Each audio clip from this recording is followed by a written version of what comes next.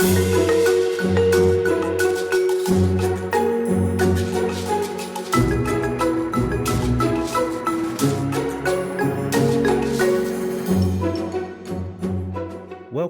to another episode of Problem Busters with myself, Jonathan, and my honourable co-host, Ollie. How are you? I like being honourable. I'm very good, sir. The weather is warming, and perhaps we need a bit more rain. But otherwise, I'm enjoying this whole spring and being able to go outside and occasionally see other people in a way that's not across the street. Yeah, I think it's I've got a problem to bust, which is my garden. It needs a good mow. So I wonder if I'll tackle that this weekend. But yeah, the weather is really, really warming up, which is quite funny because I have a friend in the south of France who said it was been a bit rainy there. So, you know, it's interesting times. But we did have Eddie on talking about global warming previously. So who knows? It's a thing. Knows? It is. So we are joined by a guest today. We are indeed. So we have with us today Daryl Woodhouse. Daryl is a speaker, coach, and a founder who helps leaders and their teams grow performance and maximize life-work balance. And I hesitate on that ever so slightly because we usually say it work-life balance. And there's a good reason it's that way around, which we will get into in a moment. And that is largely around his recent program, The Life Work Effect, which has just hit the market and going gangbusters to help people achieve balance. So Daryl, thank you for making time to join us. Thank you for having me, guys. Great to be here. It's a pleasure. So we always start off with a little bit about you and about your journey to get to today. So your time starts now, my friend. Thank you very much. And again, thanks for having me today. My bit of my background, try and keep it as a short version. There's two halves of my career to date, 19 years working so far. First half was in the corporate leadership world and worked my way up to a national role for a FTSE Top 10, which I started, just turned 26, I think it was, when I started that role. And I was very lucky to be on a global executive training program from a younger age that sort of set me on the way for where I am today, really, and gave me lots of important skills for presentations and networking and leadership, strategy, change management, building businesses, and all of this kind of great stuff. And in 2012, I, after a lot of thinking and procrastination, I walked away from that corporate world to start my first business and join the entrepreneur community. And it's been an interesting few years. I set up quite well for that with some of the business and leadership experience I had, but there was lots of stuff I didn't know and lots of stuff that wasn't in textbooks and certainly didn't learn at school in terms of why and how so many businesses fail and how to beat the odds and how to make a startup to scale up journey a little bit smoother. But despite that, with a lot of hard work, we did achieve some great success with my first business, Advantage Business Partnerships, which scaled up to 7 figures revenue in the first couple of years and built a really great team and infrastructure, serving companies from all over the world, helping them with entrepreneur mentoring, non-executive director advisory services, leadership development programs, team building workshops, and a load of other great stuff really to help give businesses and teams the skills, the knowledge and the tools to maximize their potential and be successful. And then in around 2015, I was coming away from that business a little bit because I was happy with the size that it got to and some of the achievements we had. And I guess having that entrepreneurial thirst for variety, I wanted to get involved in some other businesses. So since then, I've invested in several technology companies, a couple of successful exits. I became one of the youngest business lecturers in the world for a London business school. I started doing more keynote speaking, which is a great way that I can reach more people and share my experiences, some of the ups and downs of my corporate and then startup to scale up experience. And amongst all of that, in 2016, I had a major burnout, which is obviously one of the problems we're going to talk about today. And the burnout was a combination of a couple of things that aren't uncommon for others that go through this. Part of it was a long time coming from being a workaholic and putting work before life for too often, for too long, and not having a careful balance of well-being, time with my family, my friends. It was literally just work, really excessive hours. And an overachiever, perfectionist mentality. But it was a personal tragedy in my private life in that year, 2016, that brought everything out and made everything too much. And there's a message there that even people who are seen to be successful and strong and resilient and hardworking, they can be vulnerable to burnout and mental health challenges. And if mental health and burnout isn't addressed soon enough, it can leave you with permanent health problems that you have to manage daily for the rest of your life. And I have several of those. It can also destroy families. It can destroy marriages. It can destroy businesses. And so I've experienced some of this stuff the hard way. And from coming back from that to a point of having a 4-day week and becoming much happier in life than ever before, and seeing actually my career successes and my client case studies getting even bigger and better, the writing was on the wall that less is sometimes more. And I started going deeper into the world of productivity and life-work balance and well-being, and learnt that there's a better way to the old traditional rat race that both corporates and typically entrepreneurs kind of almost embrace too easily.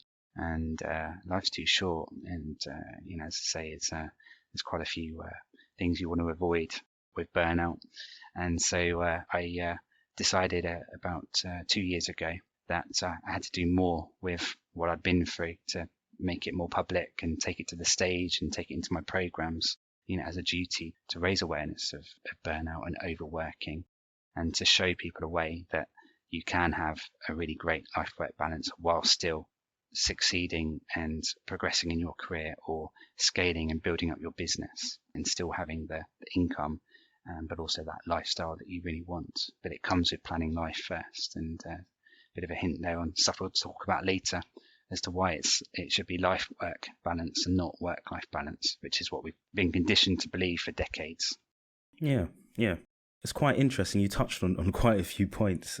I just wanted to ask, before we actually get into the the detail of the problem that you're busting, in regard to the entrepreneurship, was there any sort of big realizations you had with the lifestyle of high-achieving entrepreneurs that were not too healthy and that sort of would contribute to burnout?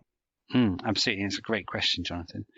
Absolutely. There were quite obvious kind of some like behavioral traits, which I had, and I kind of indulged in them. I just went with them rather than sort of being more aware and sort of stepping back and thinking, hang on a minute, that's not healthy. This kind of stuff. If my life ended tomorrow, I've not really lived it as much as I could have done, for example. That's another good way of looking at things.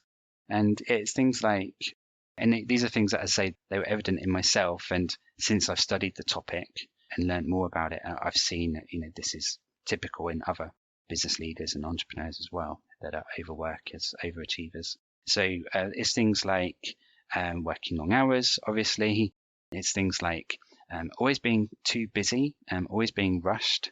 Typically, for instance, being regularly late for meetings, even if it's just a few minutes. That's such a big indicator that someone's got a bit too much on their plate and they might need a helping hand with life-work balance and slowing things down. Yeah. But you see, if you're an overachiever or a perfectionist, that kind of it makes it much harder to fight that, because it's like a natural habit to overwork and to pack too much in the diary and to not say no often enough when people make other demands on our time, our resources. So there's a big thing about being aware of being too reactive to, as I call them, time gremlins, and that are very, very happy and hungry to take our time, and to be more proactive with how we spend our time and what life-work boundaries we set, making sure we do the important stuff like the gym or the running, and do that first thing in the day. Don't plan to do it at the end of the day when you're quite knackered and you might just want to put your feet up, because, surprise, surprise, what happens if you have a busy day? Even if you planned that session in the gym for the end of the day, you're not going to do it. So do it in the start of the day, and there's so many health and energy benefits of getting that done, and the feel good, the endorphins, and that fuels your headspace, your innovative thinking, your problem busting thinking. It feeds your efficiencies and energy to get more done in the day and to get it done quicker and to a higher standard. So a few little things there. People who skip lunches or eat lunch on the run, it's like a quick sandwich while they're literally running between meetings, or I don't know, literally they've got 5 minutes between back-to-back meetings and they're eating it really quickly so that they can be on and be there and be present for that next meeting. So it's things like that, really. They won't have as much of a social life. They won't be making time for friends. Their work, their business, they kind of, to an extent, they love it and they see it as a hobby. But it can be a very unhealthy hobby if you don't have some careful boundaries. And that's kind of one of the messages I want to reinforce with others. That's a really good point. And I feel like you're describing my week too often. Well, the good news is there's lots of things we can do about that, Oliver. Yeah, I've gotten better at the whole lunch aspect. And I don't know if it's coming across now. I think I've spoken about food so often on the podcast. Brilliant. But yeah, I think that the whole lunch piece was, I've actually trained myself to enjoy my lunches and enjoy those brief periods of break. And I think tech also helps because I have a Garmin watch. I think Garmin and technology has helped me because it shows me how stressed I am during the day and my sort of rest periods as well, which is quite interesting. It's super interesting, isn't it? Yeah. So that really also helped, as a trigger to say, okay, I need to actually have these times of these down periods during my day rather than always working at peak. So I can really relate to that, Daryl. Yeah, really close to home. Well, just picking up on that point, I think being close to home has also helped me a lot because it was quite easy, I think, being in a work environment, working with engineers and everything feeling like it needs to happen now and that there's all these mouths that need to be fed with work that's ready to go. And if they get blocked, they need to be unblocked, for a sprint to get through to the conclusion it should have. All of those words that I've used to describe it suggest urgency and speed, right? And they don't easily feel parked at 12 o'clock when you want to go and have your lunch break. But being at home has been quite interesting because I've now moved to the stage of saying, folks, let's not book meetings between 12 and 2 because people in different time zones are having lunch around that time. And let's actually step away from our desks for it. So in my case, that means going down the ladder out of the attic and actually making some lunch and having it with my fiancée. And it is so much better. It makes the day feel like 2 small days rather than 1 long day, right? Definitely. And we're now blessed with there's quite a few sort of productivity, life-work balance studies that have come out in the last few years. So we're now sort of blessed with an increasing amount of data and research that proves that in terms of overworking, less is more. And it just shows how a range of benefits come from having that more balance, more energy, being happier. And there's even a study from Oxford University that showed that from various efforts and initiatives and surveys, people who are happier at work and happier with the work that they were doing were 12% more productive. Now, there was actually some really simple, quick techniques you can do as an employer if you've got a team or if you're an entrepreneur on your own. There's just a few simple things you can do to make yourself a little bit happier at the start of and during the day. It doesn't take that much time, but to get a 13% productivity boost for a few minutes of your time here and there, it's a good investment. You'll have to share a couple of those with us now, Daryl. Yeah, of course, I will. So one of them is about noticing your mood and your energy levels during the day and being more aware of when they dip or when they are typically lower. And an example of this is when you've got what I like to call, is going to make a few people laugh. A few people might snigger at this, but can't please everyone. But it's what I like to call a big hairy potato. Sounds gross, doesn't it? If you actually imagine a really big hairy potato, you'd be like, that's going right at the bottom of the bin and not in the kitchen bin. I'm taking this right outside to the big dumpster. I don't want to be anywhere near this.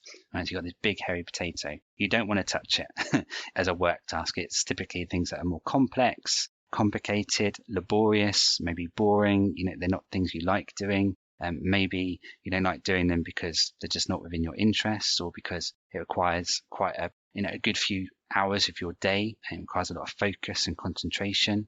There could be a whole host of different types of big hairy potatoes that we all have to deal with in our working week.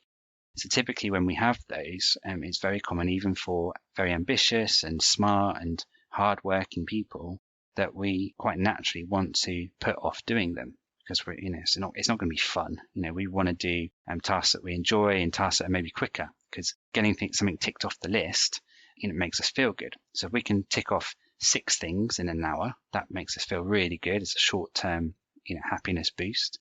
But that big hairy potato, the more we put it off, it's looming. And even in our subconscious, we're thinking about it, which is taking away some of our energy and draining us. So the trick is to fight that temptation and do those big hairy potatoes earlier in the day when our energy is more at its peak. That way, you're going to get it done quicker as well. From actually getting it out of the way sooner rather than procrastinating, keep putting it off, leaving it till the last minute when the deadline's about to pass, which then creates more stress hormones and anxiety and affects the quality and the efficiency of you getting that task done. Instead, you're going to buck that trend and you're going to get the task done quicker in less time. And that in itself gives you a really great feel-good factor. Wow, I'm so glad I got that done a week early. I'm so glad I did that first thing in the day. And I'm so glad I got that done 20 minutes quicker than I thought. Because now I can go and do a walk, go and get myself a Costa coffee, or I can go and play with my kids and have a break, or have a healthy snack. And then I can get back to all the other stuff that I have to do. So it helps give even more energy boost and natural endorphins to then get all the other stuff done. And it's a simple example, but it's very, very common. It comes up a lot. And when I first learned that trick a few years back, I found that I ended up finishing my working day a lot sooner by tackling those big hairy potatoes first. And then obviously the other one is if you can avoid doing it by delegating it to someone who loves those kind of tasks as well, maybe, especially if you're an entrepreneur or a leader with a team and line reports or freelance support, just always challenge yourself. Do I really have to do this? Is there someone else that would actually enjoy doing this task? And usually when we enjoy something, we end up doing it 2, 3, 4 times quicker than someone who doesn't enjoy it. So there's a whole efficiency multiplier there as well. That's sort of one way to have more fun and boost energy and productivity at work. And then the second one is a different technique. If, let's say, you've decided that you're going to do these big hairy potatoes on a certain day earlier on, first thing even, maybe after breakfast, but you're still feeling a little bit of resistance. You're like, no, oh God, I'm not going to enjoy this. Just take 5 minutes out and go and do something fun. And for me, I've done things like I love fitness and exercise. So I've often gone and just done 100 sit-ups or 100 push-ups, and it makes me feel good and it gets my energy up. Or I'll go for a walk around the block, or I'll go and have some cuddles with my baby daughter. And it just really gets your energy levels up and it lifts your mood, and it just kind of gets you into that big hairy potato more easily. Whereas traditionally, it's quite common. We wouldn't ever do that. I'm not going to take 5 minutes out because I've got to get this done. I've got a deadline. I can't afford to take time out, but it's only 5 minutes, and the benefits of that 5 minutes, there's a huge return on investment from that. So Ollie, Jonathan, hopefully there's a few little things that resonate maybe there. What do you think? Yeah, I do. Yeah. I mean, you've got the little ones in the other room right now having bath time, if I'm not mistaken, Jonathan. Yes. And me too. I think I am guilty of the old hug and cuddle methodology there. Good. Yeah, I like that. And the hairy potato methodology. Hairy potato, big Jonathan. Hairy potato. Yes. So funny enough, I have found that as well, actually, but mostly through trial and error. And I haven't had anybody sort of put it as well as you have, to be fair. I do tend to tackle big tasks, like big project work. I usually, not that they're big hairy potatoes, but some are. I tend to tackle those early in the morning, and that's after a brief workout. So I like to go on the rowing machine. I've got a rowing machine, yay! So I get on that and then sort of tackle those tasks. And then towards the afternoon, I know that my levels, because I get grumpy when I don't eat. So yeah, me too. I tend to notice when I'm on a dip. I either have like a fruit or have a few cuddles with my daughter and have lunch or whatever, and I'm back with a bit more energized, which is really good because I think, Ollie, the business of data is quite tough and a bit of a mental strain at points. But yeah, definitely. And this brings me on to another thought.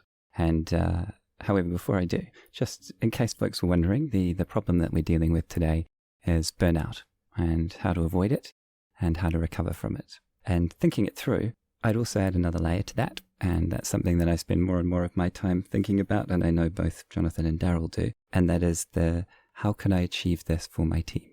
How can I exercise my duty of care to ensure as much as possible that the people who are entrusted to me and the people that work around me are also avoiding burnout? And how do I help identify when they might be at risk and when they're overdoing it? And then how do I help them to recover? And to that end, what have you learned, Daryl, in your days of working with teams when you apply some of the tips that you've just shared to the role of a leader, observing, and particularly I'm thinking having one-to-ones with the team, when you guiding people to become better at creating a better life-work balance for those around us? Yeah, I mean, lots of things really. Certainly we see improved motivation, we see improved teamwork, we see increased staff loyalty. People stay in the organization longer because they enjoy it more, they feel more looked after, they feel safer, they enjoy the culture. We also see, we've also seen the knock-on effects there as well, because if your staff are happier, then guess what? Your customers get a better service. They speak to happier employees and they have greater experiences. So even we see increases in customer retention. We see increases in sales conversion in sales teams. Because again, if the quality of work and the energy from a burnt out sales team is worlds apart from a sales team that is energized, motivated, living a good life-work balance, not burnt out, and so on. So there's a few things there. We also see big increases in productivity, even when people are reducing their working hours, because of the power of nurturing energy, time management, productivity skills. We can track that right through to profits as well. So there's kind of two sides of having, as I like to call them, having and creating and nurturing a culture of productive well-being. So a lot of organizations have jumped on employee well-being programs in recent years, and there's different degrees of how effectively and they've done that and how well vested they are to really enjoy the benefits. But obviously investing in employee well-being initiatives is the right thing to do, in terms of looking after our people and being a responsible leader or employer, and indirectly does boost productivity in the workplace as well. But then there's a whole multiplier effect of then alongside that, if you embrace enhancing productivity skills and life work balance, routine and skills in that workforce. So that in turn directly tackles improved business success, but it also is indirectly boosting well-being. So the message there is that employers can, one, do the right thing by looking after their staff more, which has become even more important through this global pandemic, with life-work balance becoming more blurred with remote working, and in some cases productivity dipping, where people have children at home and a whole load of other stuff. They don't have the right environment to do their best work. So they can do all the right thing and look after people's well-being, but they can also drive greater business success and greater profit, greater productivity. So they can kind of tick both the hearts and minds box and the money side, which unfortunately, particularly in some of the larger organizations, larger corporates, very typically their strategy is very much focused on how much money can we save this quarter and how much profit will we make. And the well-being and the care for their people, the focus on developing talent for the future and nurturing and developing their workforce doesn't really come up too much in board meeting agendas. And I know that from a range of personal experiences, as well as through my clients over the years. So now we're saying that they can have both. They can, they can make more money from doing this stuff, and they can actually be a nicer and better employer as well by looking after people. Yeah, and that's a great thing, right? It can't come soon enough. Words are so important too, aren't they? One area of study for me was what was called at the time human resource management. And just that phrase itself indicates a real mindset, doesn't it? And it is completely different to the word talent that you just used. And people want to squeeze the most out of resource, but they want to retain and do right by and enjoy the benefits of extending and challenging and growing talent, don't they? Yeah, my find that very interesting. Maybe now is a good time to just reflect on the moment that you mentioned right back at the start, where you'd built a business and it was going really well. And then a number of factors all happened at once, didn't they, from the story? But the pandemic occurred, and based on your description, I imagine there was a lot of face-to-face interaction and coaching and training and on-site workshops that occurred. What did you learn as an employer during lockdown, and what are you doing differently today? Gosh, that's a big question, Ollie. Well, feel free to just grab a couple. That's fine. Yeah, of course. So what did I learn? I think it was a big, as someone who had a fair amount of sort of business success behind him and awards and whatnot, it was quite a big hit initially to my confidence, actually, as a company founder. That I'm someone who is known to help individuals and go into organizations to help them be more successful. Yet, my business had a more than 80% drop in revenue within 36 hours of the first UK lockdown. It put us into monthly losses for the first time in 8 years of profitable business and growth. And it was devastating. It was devastating seeing how many of our clients had to go into administration, seeing how many, families and livelihoods were affected. And we needed to work very, very hard to do things differently and to reinvent and to adjust to virtual delivery, which required an overhaul of systems and infrastructure and even the way that we do our sales and our marketing. We had to switch all of this. So there was a lot of stress and worry. And I know it's not just for my business, for so many businesses, and it's still hard now for many. But, what we're seeing now for ourselves and also for many others who stayed proactive and kept going when this crisis hit, and who worked hard to listen and learn and find out about new opportunities and then to embrace those new opportunities. The silver linings are quite quickly within our grasp, and what we've got now, 14 months on from that first lockdown, we've got a business that's more robust, that is going to be much more stable and secure for any further future global pandemics that might arise. Hopefully not, touch wood again. And we've really embraced technology, which we were pretty good at digital transformation and leveraging technology previously, but now we've taken that to a whole nother level. Develop new products that give us more scalability and work in that digital environment and even on a more of a global basis and not just exclusive to the UK and Europe. And we're more excited than ever for the future because we've worked so hard and because we've really embraced innovation and the power of technology and our knowledge as well of the marketplace and what people need. And it's really nice that we're starting to see some great success stories come out in the press of a range of organizations that are starting to reap the rewards of some of their reinventions or pivoting, as some people like to call it. And isn't it interesting I remember someone who we've had on the show, a guy by the name of Nick Haidar. I remember him saying to Jonathan and I one day, lockdown and periods of great strain show the cracks, but they also define us by how we respond to them.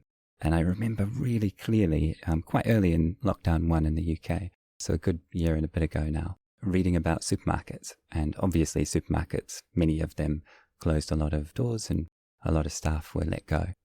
I remember Tesco's had reacted in a way that wasn't getting good press. And in the same update, the competitor Morrison's had given all staff a payout of, I think it was £1,000 as a lockdown gesture. And I just thought, wow, how much this is an opportunity to live the way that we want to be as an organization and to react appropriately. Fantastic. Do you think we should move on to talking about the new product, Jonathan? Yes, I think so. So, sorry, I'm a bit thrown off. Daryl, you're talking about the life-work effect. Can you tell us a bit about the concept and how it frames your views of achieving the work-life balance? Yeah, absolutely. So what I've done is created this a methodology I've been using for years, but I've kind of productized it more and made it more scalable and adapted it to the increasing importance of managing remote teams, driving productivity and helping teams and individuals to have a much better and smarter life-work balance. And so there's 4 main pillars that I help people with through my programs. It's number 1, you've got helping them improve strategy and planning. And number 2, you've got productivity mastery. And then you've got life-work balance, skills and routine. And then you've got well-being. And when you work across all 4 of those at once, there's a huge multiplier effect towards a much happier life and greater success at work. And as I say, this comes from lived experience and 19 years career experience. Even my experiences of the burnout and relational trauma comes into everything that I put into this recently launched program. And then knowing over the years from all of the various trainings that I've done and I've attended as well, when I go to learn from others, I found that so many successful people, they go and do workshops or webinars or read books and they enjoy them and they feel inspired and they come up with so many great ideas and they learn so much. But a few things, statistically, we've been found to forget 75% of what we learn on those experiences within 24 hours. So that's a big opportunity. Did you say 75%? 75%, yeah. Wow. Just within 24 hours. Yeah, it's crazy, isn't it?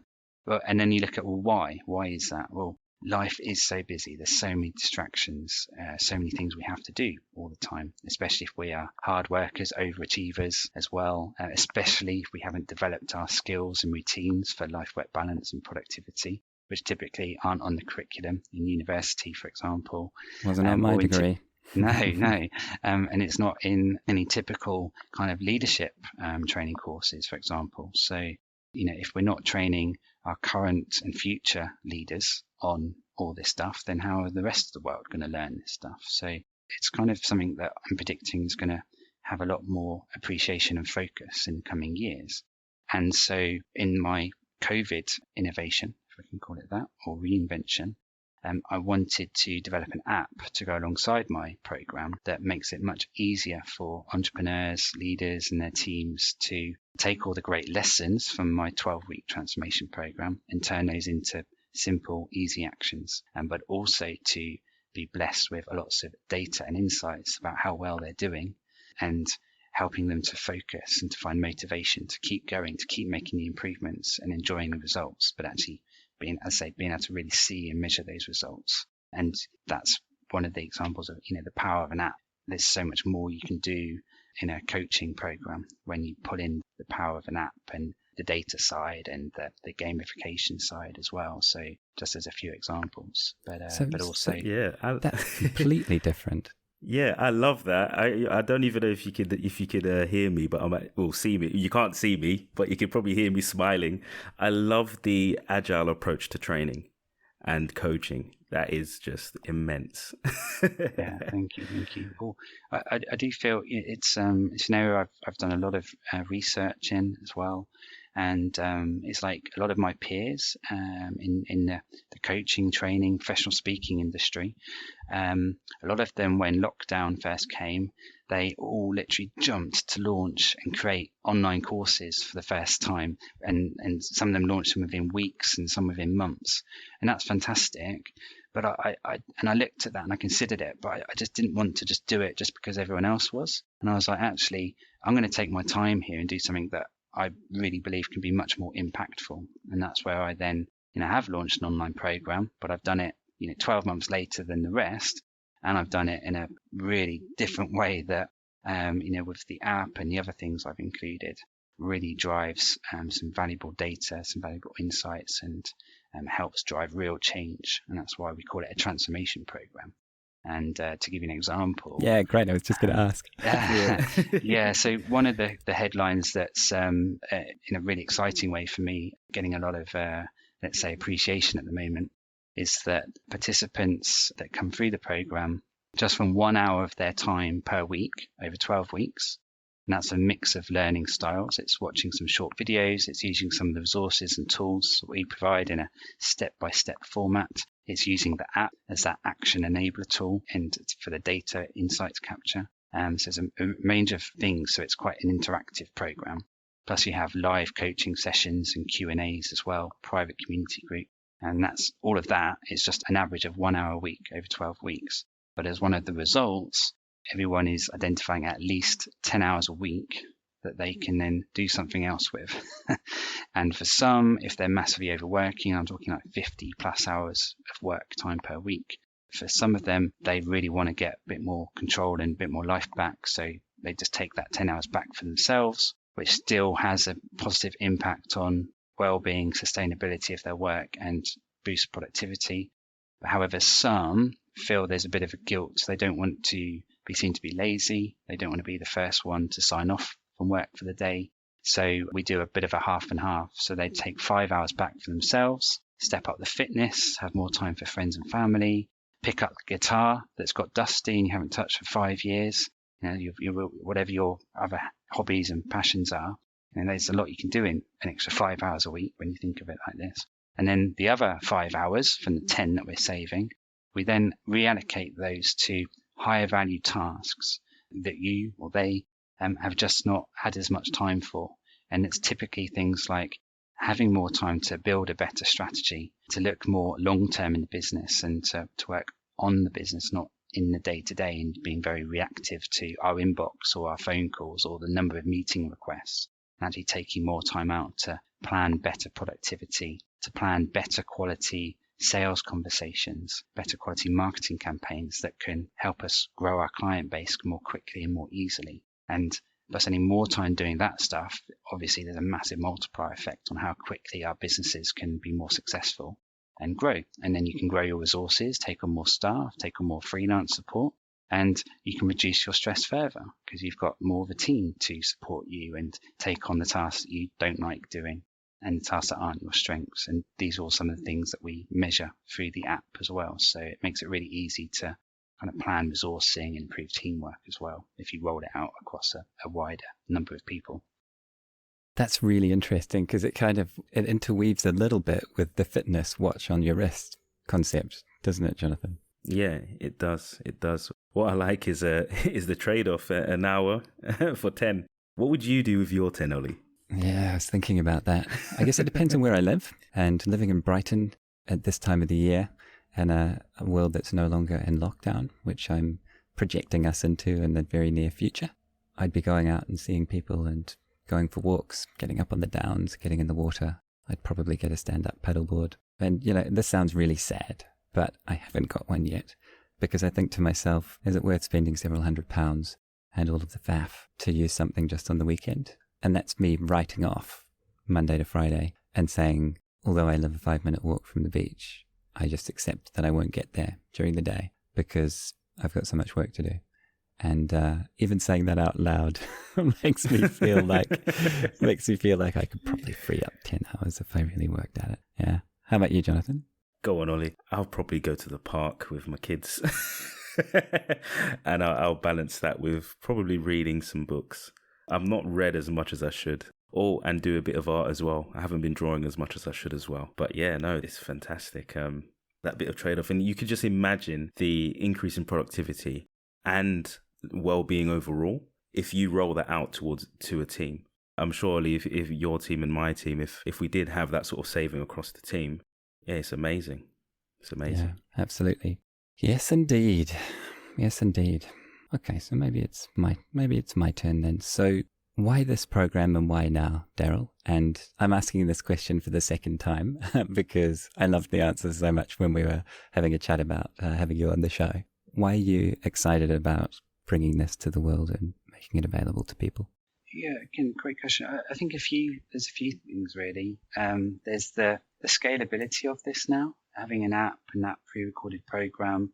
If 1 million people want to start it tomorrow, they can.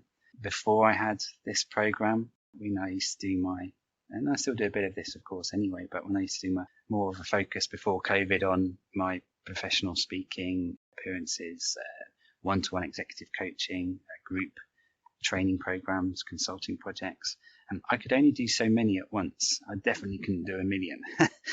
So for me, who loves helping people, the thought of going from helping hundreds of businesses and leaders per year to millions is just, it's like, wow, because this is me, I want to build a legacy. I want to help people. I want to make a difference. with my skills, my experiences. So I want to take those out to the world on a bigger scale. So that's one big thing. And I guess the other bit is around, I've mentioned helping others a few times, and there's a whole load of reasons where that comes from. But I guess what I went through personally with the burnout a few years ago, and some dark places that took me to, and how I learned about how common it is. 1 in 4 people before COVID were expected to experience mental health issues and be at risk of things such as burnout, every year. It's 25% of your friends and family and work colleagues every year. And that was before COVID. So of course now, we're seeing increases of work-related stress, depression, suicide, anxiety, and a whole host of things. So to be able to make a dent on that and help reduce people's worries and anxieties and take the pressure off, that's kind of a big driver for me, and helping others to learn from some of my successes, but also my failures, which I don't really see anymore as failures. I see them as opportunities to learn and to become stronger and more resilient, opportunities to help others avoid some of my mistakes, which I always say it's better to learn from mistakes of others rather than to make mistakes ourselves. They've said that for a long time. It's great to learn from your own mistakes. And I do agree with that to an extent.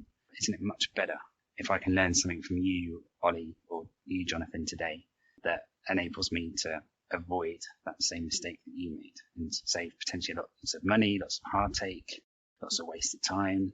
That's where learning is so important, learning from others. Does that answer your question, Ollie, in the way I might have answered it before? Yeah, it really does.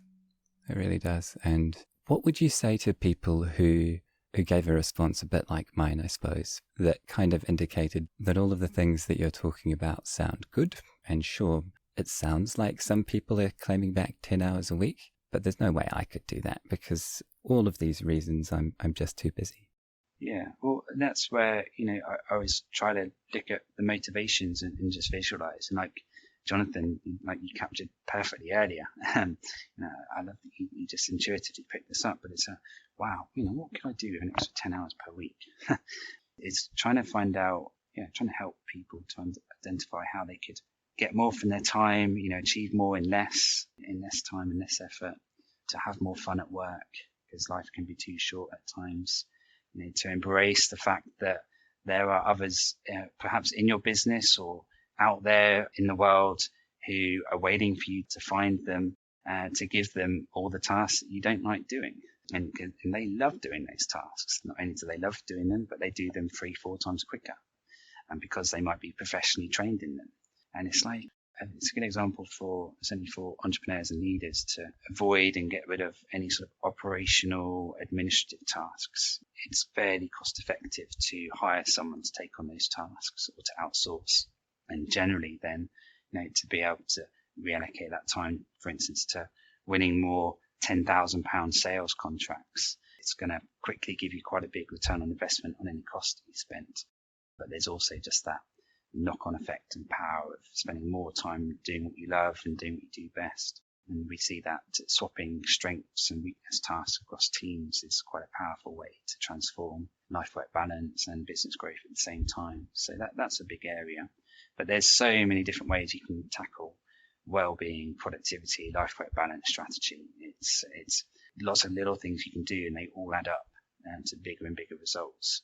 And sometimes from some of the workshops I do, because I do free monthly workshops around the life work effect and giving away practical tips and advice.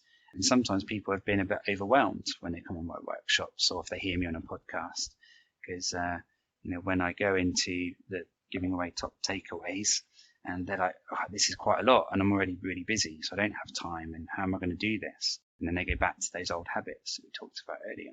But I just say, look, just change one thing a week for 12 weeks.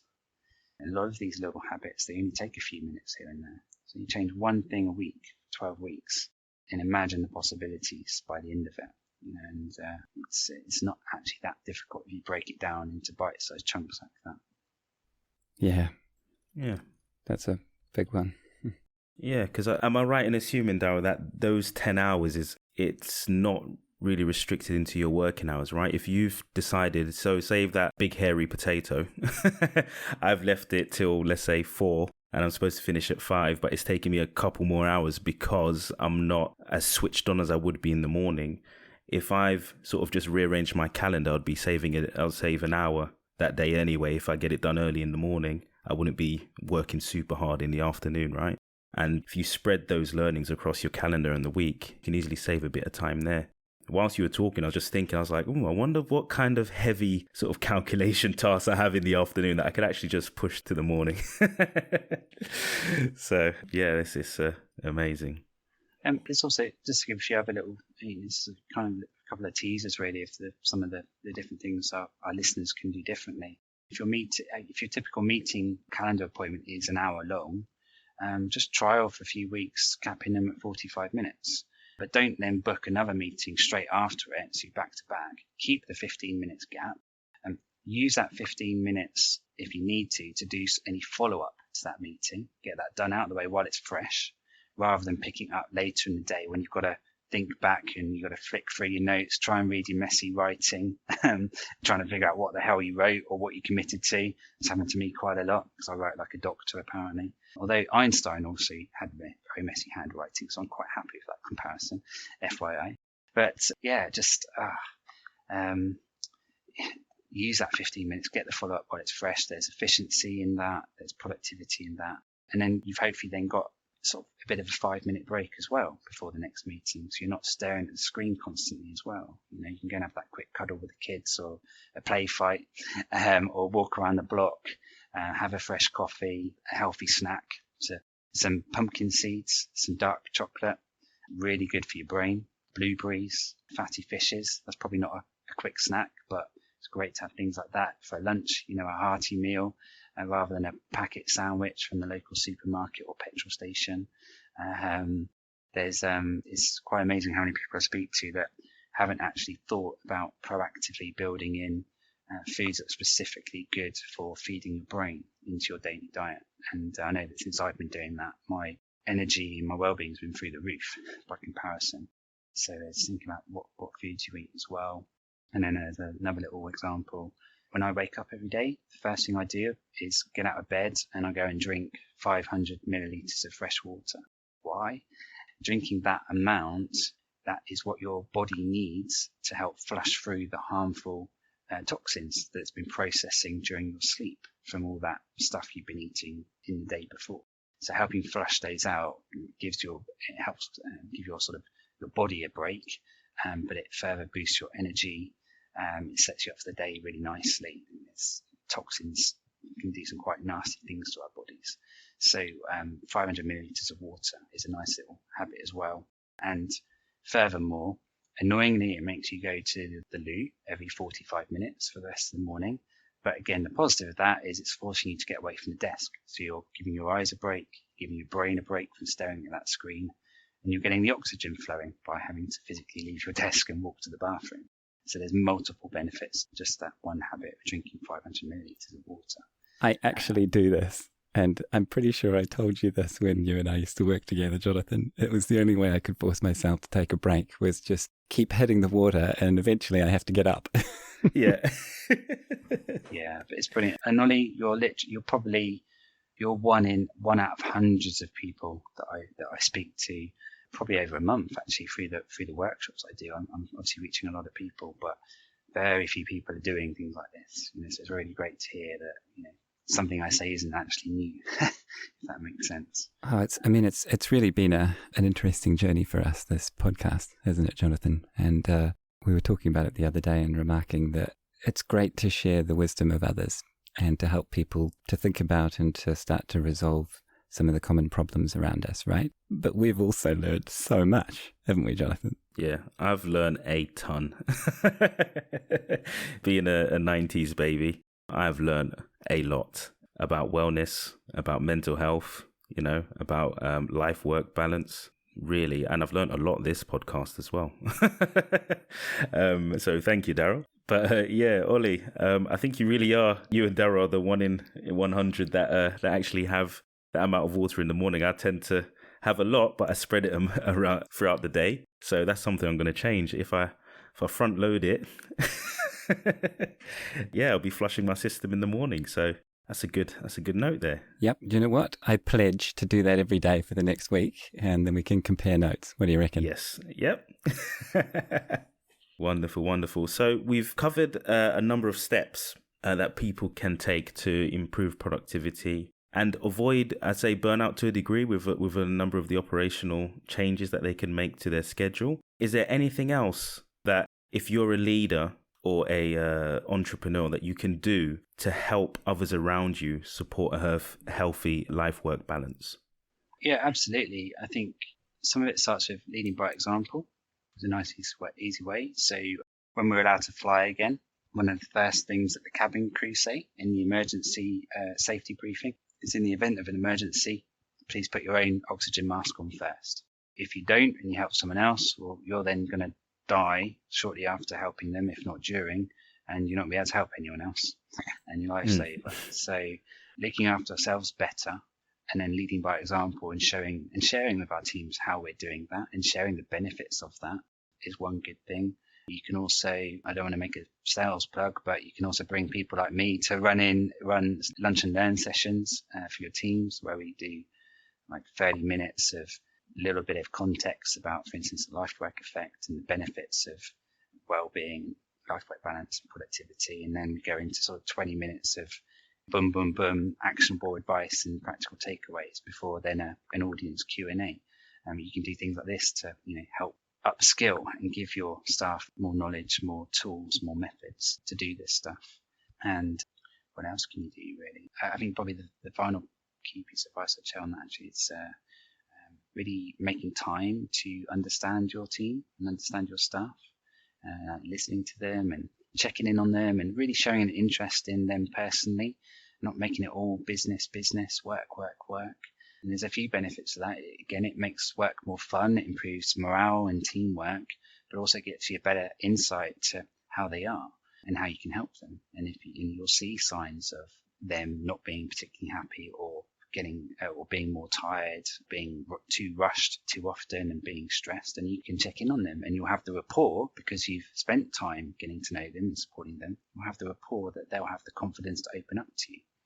And then, problem shared is a problem halved. That's a bonus straight away. And you can work together on that. And sometimes that's reallocating some workload across the team. Maybe it's helping them with better stress coping methods, helping them with better prioritization, time management skills, which are also some of the things I cover in my program. But there's so many resources out there for these things. I've also got a YouTube channel. I've got some free ebooks and downloads on my website as well. So if anyone wants to get some more healthy habits and practical things they can do to improve well-being, to fight burnout, avoid it altogether, ideally, and to boost productivity, just head over to the darylwoodhouse.com website, or stick my name on YouTube and you'll find me come up there with lots of short videos with practical advice and tips on a whole range of topics. You've been generating good, healthy, helpful content for a while, haven't you, my friend? Thank you. I'm trying to. I think I did 48 videos I did through lockdown. And if I had more time, I'd do more. But obviously, as you guys know, it takes quite a lot of work behind the scenes with producing content and podcasts and so on. So it takes time, especially if you want to make it good quality, like I know you guys are with Problem Busters. Fantastic. So we'll also have a number of the links, if not all the links, in our show notes. You know it. Yep. Available on all streaming platforms, as well as our website. We have a full comprehensive list of the links and the notes. So I think, Ollie, this leads us into our sharing section. I think it does. Dun, da, da, da. Da, da, da. So, Daryl, who do you most look up to in the world? I don't know if you've heard this one before from others, but I have to say my wife, actually. She's my best friend. She's strong, not much phases her, and she's helped me through, a few years back, she really helped me get out of a tough spot, and has been very patient with me and very supportive. And yeah, just I guess I look up to how she embraces life-work balance and stress management and how she goes about things. So I take a lot of energy and inspiration from her. That's so cool. And I don't think we have heard that yet, Jonathan. No, we haven't. Yes. Yeah. You are numero uno. Yes, wonderful. What book or film has most inspired you recently? I won't say recently. It's a film I watched a long time ago, but I talk about it a lot, and I'm planning to watch it again soon. Actually, 'cause it's been a while. It's something that I guess, whilst I didn't watch it as recently, it still has a really positive impact on me. It's called Pay It Forward. Have you heard of that? I love it. You seen it? Yeah, I saw it and I loved it so Brilliant. much that I started a very small charity that only exists on Facebook called Ask It Forward. And the idea was that if I could just encourage people to ask someone a question and then that person to ask a couple of questions, that we could all learn from each other. So yeah. Amazing. Yeah, I absolutely loved that movie. Can you send me the link to that, Ollie? Yeah, I will. I can't say that it's had a lot of admin recently, but it's still a nice idea. Brilliant. That's fantastic. Jonathan, have you heard of or seen this film? No, unfamiliar with the film. No way. Okay, then how'd you like to give us a quick summary, Daryl? Yeah, sure. I don't want to give too much of a spoiler away, but it's a very good fiction movie about a young boy who creates this Pay It Forward initiative, encouraging everyone to go and help 3 other people, basically, and to do 3 kind things. And it ends up going national. So I think it actually goes global. Which is why I need to see it again. But it's just in short, it's a really nice film with the message of being kind and being helpful to others. And actually, if enough people do that, it really creates more sort of greatness and kindness in the world, and can bring more of the best out of people. And with that, would you agree with that, Ollie? Absolutely. Yeah, it's. Wow. It was just so touching, and especially the whole protagonist being a little boy. Yeah. Often children can teach us so much, right? Yes. And again, don't want to give too many spoilers. It'd be great for other people to go and watch it for themselves. But I did have a bit of a teary moment towards the end with a particular scene. Absolutely. When did the film come out? I'm surprised I haven't heard of it. I do love reckon new films. It was 99 or 97 or something like that, maybe. Oh, okay. I could be wrong. Daryl? Yeah, I'm just quickly Googling it now. Thank you, Google. Yeah, I think it was yes. about 20 years ago. 2000. There you go. 2000. Okay. That's within reasonable... Yeah, I think I just came back from France at that point. I was like 9 years old, 9, 10. Oh, you're so young. So young and fresh and keen. That's probably why I was... I think Castaway was around then, I think, as well. Wilson. But yeah, Wilson. In France, they call it, is it Solomond? Which is the last person on Earth or something like that. But yeah, no, Pay It Forward. What was it? Pay It Forward? Yes, that is going to be committed to memory, and I will search for that this evening. And it will, of course, be in the show notes. Yes, definitely. Great choice, Daryl. So let's talk about maybe movements or projects that have caught your attention lately. That's a good question. Movements can be quite small and quite local as well, and still be inspiring.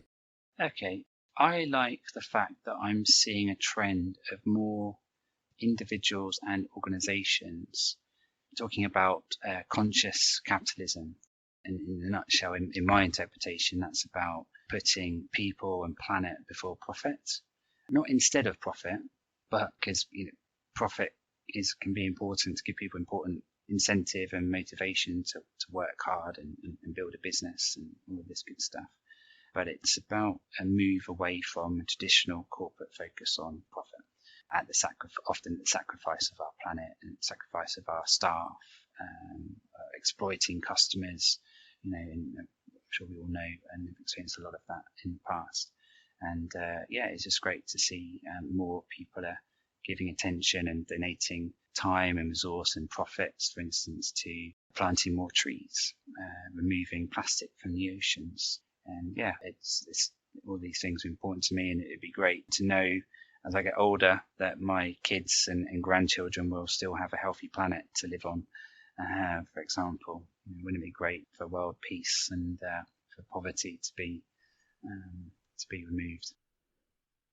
Yeah, I think we're definitely seeing a trend. I think companies like Apple using a lot more recycled material, like recycled plastics, and also the automotive industry as well. I think with the introduction of electric vehicles, I think there are some right now with materials for the interiors of the car sort of made from recycled plastics that they're sort of getting from the ocean as well. So that's awesome. Yeah, so that's really, really, really good. That space is just amazing because you're not just consuming and creating products and amassing all of this sort of money. You're kind of thinking about the impact that you're making on the world. So we'll have to get some of those people on, right? And also on my list of a very long list of all the people that I think it'd be great to have on the show. We've got the people who've been working on, I think it's bacteria that eat plastic. Oh, yes. Brilliant. That's a great idea. Yeah. Yeah. So, Daryl, on to tech. What tech is improving your life right now? Some people might laugh at this. YouTube. Why YouTube? I subscribe to YouTube Music for $9.99 a month, and it gives me an abundance of amazing new and old music. I love music. It gives me lots of inspiration, motivation, energy. I'm listening to it as much as I can whenever I'm not in a meeting, speaking to someone. I've always got music on. And then also the other aspect of YouTube, as it's more widely known, with its video content. Yeah, there's so much great content on there. Some not so good content, of course, but some great content. People we can learn from, new topics we can upskill on, and then much of it for free as well. So it's pretty incredible. And I like visual learning myself. I love being able to not just listen, but actually to see people's body language and see them in person as such. So yeah, YouTube.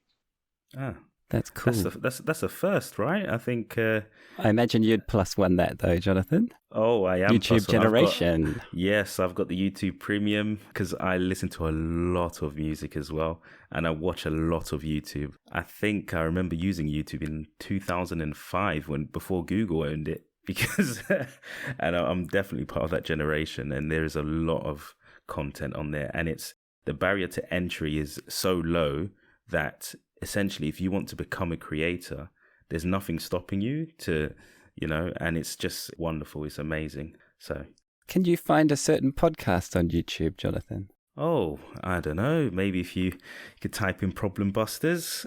Reckon you might. Yep, and in the related videos, you'll find Daryl as well. So wonderful.